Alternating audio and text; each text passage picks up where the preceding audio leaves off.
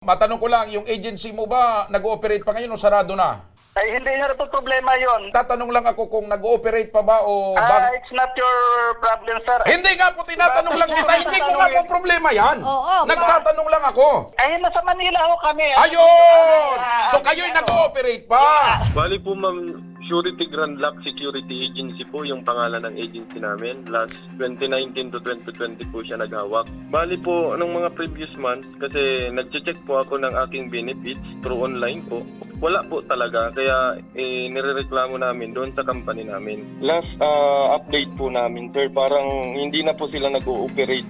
Kaya po yung habol na lang po namin, yung pininding namin na billing, doon sa nasabing establishment. Para pong nag-declare daw po sila ng bankruptcy. Yun po yung sabi nila po. So ayaw ko na mag-comment din So, hindi na ho kayo- simplify the issues. Mang Kasi Juan, wala naman ako ibang sasabihin. Mang Juan, hindi na ho Okay kayo po. magpapaliwanag.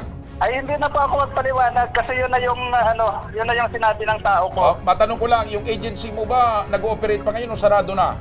Ay, hindi na ito problema yon. Wala na kami operation sa Bicol, but still... Hindi, nagtatanong lang po ako. Hindi ko pinoproblema. Nagtatanong lang ako kung nag-ooperate pa ba o...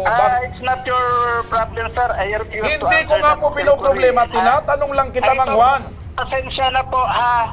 Hindi Ayusin kami mo ang dapat pagsagot mo. Ang i-hearing tanong ko my sa'yo, kung nag-ooperate pa yung without agency mo, permission. sarado na. Basta inuulit ko po, kung ano yung sinabi ng tao ko kanina, yun na yung stand namin. Kaya nga po tinatanong ko, nag-ooperate pa ba yung agency mo? Wala na. Nag-ooperate po kami. Ano ho? Okay? Nag-ooperate. Saan? Ay, it's not your problem. Hindi nga po tinatanong lang kita. Hindi ko nga po problema yan. Oo, Nagtatanong lang ako. Ay, nasa Manila ho kami. Ayun!